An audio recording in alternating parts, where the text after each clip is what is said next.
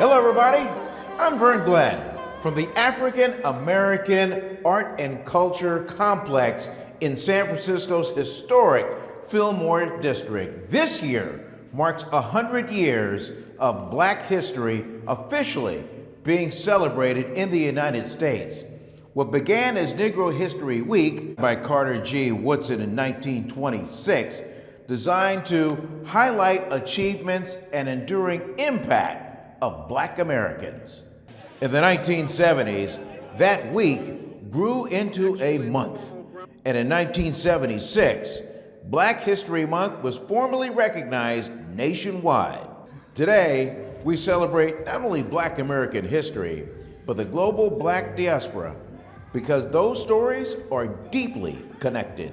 In San Francisco, that legacy includes entrepreneurs who built fortunes against the odds. One of them, Mary Ellen Pleasant, became a Black millionaire during the gold rush, before Madam C.J. Walker, decades before.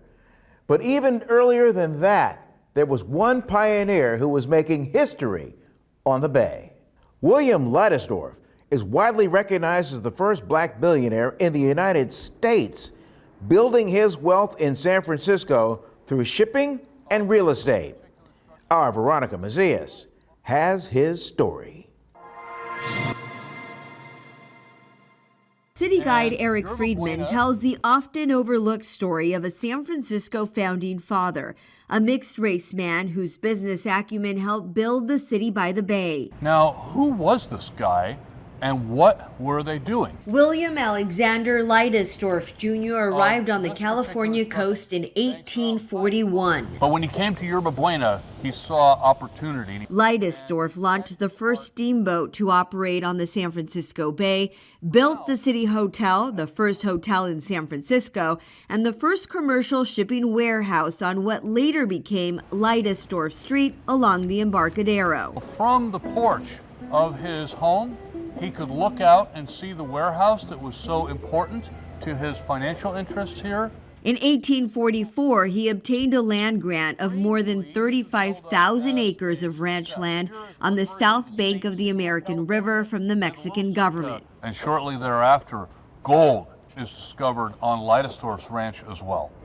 And that, plus all of his real estate holdings, catapult him, lift him into the category of one of the wealthiest people in California. Leidesdorff made millions in a short amount of time, but during his time as a person of color, it was far from easy.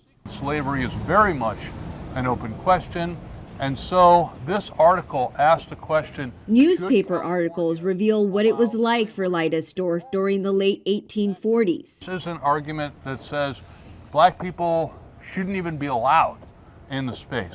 And what should shock you is that the very people who are writing this just a few weeks earlier were dancing in Leidesdorff's hotel, not knowing that they were guests of a Black man. Leidesdorff played a crucial role in shaping San Francisco, even opening the first schoolhouse in California. Yet even today, there are inconsistencies in his legacy, something Friedman is working to correct. For me, I have an interest in what history gets told and how it gets told. So historicity and historiography. And he's a wonderful example and also a necessary story. You can't talk about Black history in the Bay Area without mentioning the Black Panther Party. Names like Huey Newton, Bobby Seale, Eldridge Cleaver define that legacy. And then there's Emory Douglas, the party's Minister of Culture, creator of its iconic logo, an artist behind the Black Panther newspaper until it folded in the 1980s. The Black Panther Party was born in West Oakland, a force of protection and freedom in the turmoil of 1966 America. Today, that legacy lives on through an award-winning walking tour. Our Mary Lee introduces us to the people who devoted their lives to protecting and empowering the community. Nobody had ever seen Black men standing up to the police, the Oakland Police Department. Yeah. Just like we tell young people, they want to derail you because they know your potential. Dr. Satoru Ned is proud to be one of the original Black Panther Party members. We call it the royal legacy of change, the royal legacy of resistance that came out of Oakland and actually touched not only the rest of the nation, but the world. He remembers when he first saw the Black Panthers at the state capitol as a senior in high school in 1967. Their message of resistance, resilience, and survival spoke to him, and he joined the Black Panther Party a year later. And our motto is, stand on our shoulders. Just like we did before, and this is what we're telling the youth. We're looking at the F the Streets movement of young rappers that is taking place. Their heroes are Malcolm. So this generation, we have an unbelievable opportunity to change the dynamics. Being 5 years old at that time, and then coming out on the street, everybody was saying Black power, Black is beautiful, right? Black pride. Born and raised in Oakland, David Peters grew up inspired by the Black Panthers. This church was pastored by Father Earl Neal when he served as the spiritual advisor to the Black Panther Party at a time when the Panthers were searching for a place to meet because the Oakland Police Department was threatening the owners of their other meeting places to deprive the Panthers of a place to meet. David explained this church is where the Black Panther Party set up their very first free breakfast program for children in the community. It's stories like this that motivated David to start the Black Liberation Walking Tour, taking people through the streets of Oakland to honor his hometown. The culture is amazing. Like, everybody know about town business, right? You know, we know about being so Oakland, and you know, I grew up in Oakland in the 70s. That had so much pride and power about not only what was happening and the impact that we were having politically, globally. I mean, the Panthers inspired movements all across the world. Yeah, I was at the right place at the right time. I guess it was my purpose and my destiny.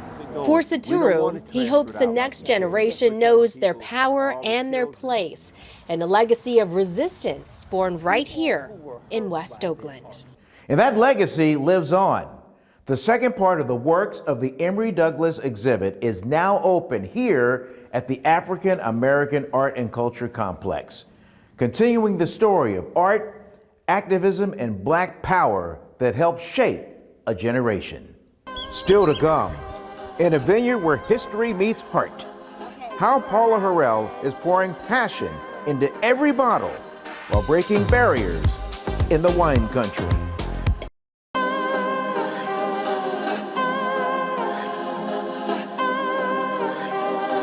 Molten gold pours over the image of a young girl as she forms a vibrant red rose in the palm of her hand. This is Portrait of an Alchemist by San Francisco artist Christopher Birch. The girl holds the power to create, to make beauty bloom out of nothing.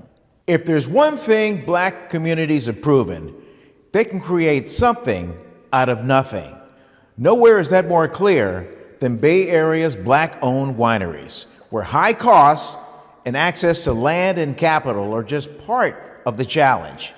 In this next story, I will show you how one entrepreneur takes it all in stride.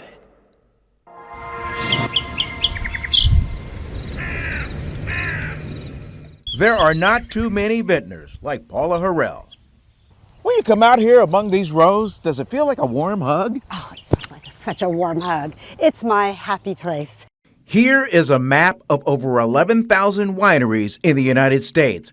Circled are almost 5,000 in California. Only a couple of dozen businesses are Black-owned.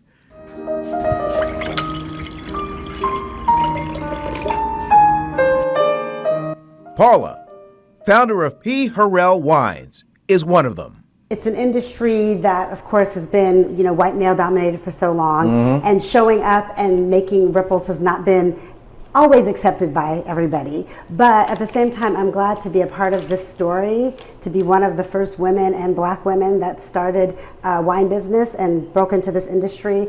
But the challenges are always there, and sometimes they're covert, sometimes they're, right there in your face. 10 years ago, Harrell jumped from property management rep to rosé.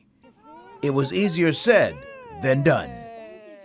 Have you ever had a client you haven't met yet? They walk in, yeah, I'm looking for Paula Harrell, as they take off their jacket and hand it to you to hang up, and you're like, I'm Paula Harrell. And that look, that look we get when they're expecting somebody to look like them. I've had an experience. It was a little different because it was on the phone. It was a conversation, and they didn't know who I was until I showed up. I have a great wine here for you. This is Zinfandel, and it's made by Paula Harrell. Paula Harrell is a personal friend of mine from San Francisco. Love that. And she's known for Zin. San Francisco native, daughter of educators, schooled at the convent in the city. Later, UCLA. But it was a trip to Spain that was a final push to popping corks. When I came home, I was intrigued, and I got into this bad habit of blending other people's wine all the time. I'd be like, what do you think about this? I'd blend a Zin with a Petit Syrah. And one day, my uncle looked at me and said, you know, you have a knack for this. When he said that, it was like, oh my God, that's exactly what I should do. Okay, you are having Haight Street Riesling, named after Dad's building that he built from the ground up the year I was born in San Francisco for his business. Best advice you ever got from him? Can't isn't a word. I remember working on math problems and I'd be like, I can't do it. And he's like, can't isn't a word, it isn't in the dictionary. That was great advice because he was always like, there's always a way. There's always an answer. There's always a door that hasn't been opened yet that'll get you to what you need. Don't stop at the first no. And so I've lived my life that way, really. In Oakland, a Black-owned church is rewriting the rules. How magic mushrooms meet spiritual healing. When you step inside the African American Art and Culture Complex, you're transported to a Caribbean oasis. Plants, lowlights, and the striking Lamadamas mural on the wall. Lamadamas, Afro-Caribbean, Latin American spirits symbolize wisdom, protection, and healing. In Oakland, healing takes on a new form. At the first Black-owned Ethiogentic church, parishioners turn to magic mushrooms to find spiritual wholeness. R. Lauren Toms takes us inside the Acoma Church. They're going to really match kind of how you're feeling. If you're feeling more spiritual and kind of looking more inward, they're going to enhance that. For any kind of divine experience, Hawk at the Acoma Church in Oakland can point you in the right direction. Not always with a sermon, but with what he calls a sacrament. Actual mushrooms, as well as microdose capsules, gummies, chocolates, microdose mocktails, with the those which are microdose drinks as well. Hawk asked us not to show his face or use his real name. Entheogenic churches like this one operate in a legal gray zone. He says people come here to heal. Through sacred plant medicine he believes helped him confront trauma that he's carried for decades. If I would have had access to this medicine 20 years ago, I think my life would have been different.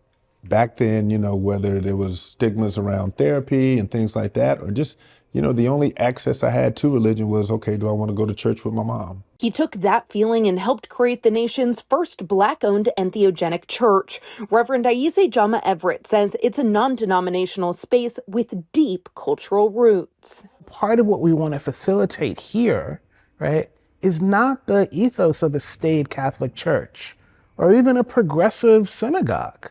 Right? This is a Black space that celebrates Black joy and understands that Black joy is connection to the divine. Churches like this one are expanding nationwide. According to Harvard Divinity School, more than 250 are operating across the country. They're largely exempt from federal and local drug restrictions under the Religious Freedom Restoration Act. And here in Oakland, psilocybin, or magic mushrooms, have been decriminalized since 2019. Entheogen is another term that can be used to describe what are also called psychedelics. But entheogen means God within. So there's this idea that there's kind of that God will be like revealed through the consumption of the sacrament. Aidan Seal Feldman, a visiting professor at UC Berkeley, says uncertain times and growing interest in psychedelics are bringing more people to spaces like this. People feel safe when they're doing it in this kind of community. And I think that that's also really important because a lot can go wrong. I mean, many things can go wrong, and it's not always a safe thing to try. But for Hawk, the most important part is who feels safe walking through the door. We have people come in all the time and say, hey, I probably would not have been open to it if I didn't see some people that I at least looked like me, that I knew, hey, this isn't just something that's, other people use it. This is something that maybe I can educate myself on. Yeah, that makes my day. That's why we're here.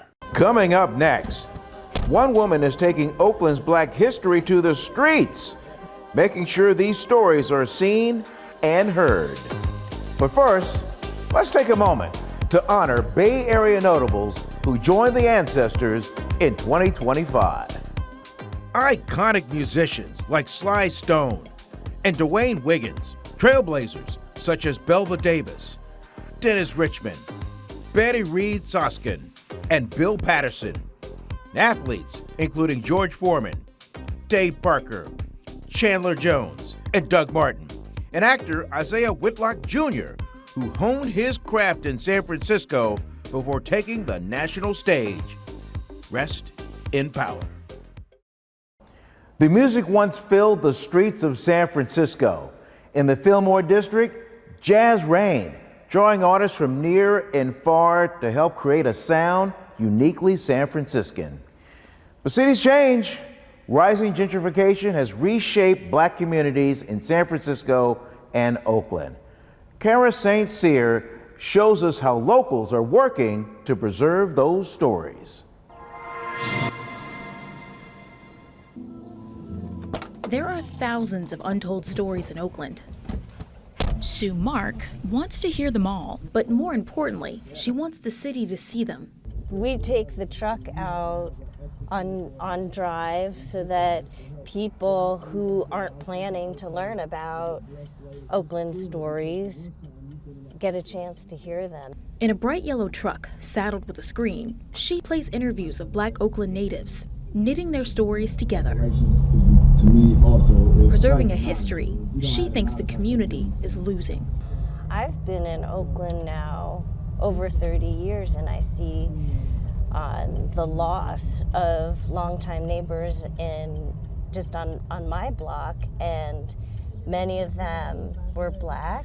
Mark and her partner, Monique Blagette, are documenting these stories as part of the Commons Archive, a project Mark started back in 2013. It's important to have the ability to record and also have a space to put it so that the new generations have something to look back at. Both women tape hours on hours worth of interviews, digging deep into topics like gentrification, the housing crisis, and change.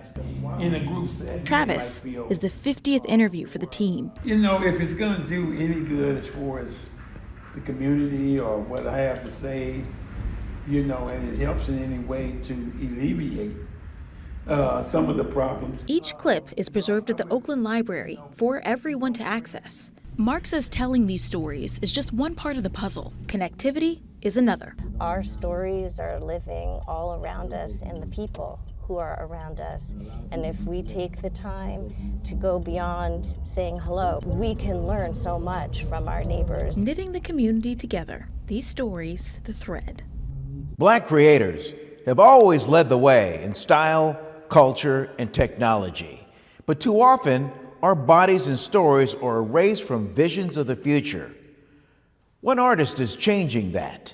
Through the power of artificial intelligence, Latrice Gaskin's Women of Afrofuturism brings Black history into the future. She draws icons like Octavia Butler, Mae Jemison, and Nichelle Nichols by hand, then uses AI to refine, expand, and amplify her vision. Women of Afrofuturism is on display at SFO through September, celebrating Black brilliance, past and future. Thank you for joining CBS News Bay Area for our Black History Month special. A special shout out to the African American Art and Culture Complex for allowing us to showcase their space. Happy Black History Month.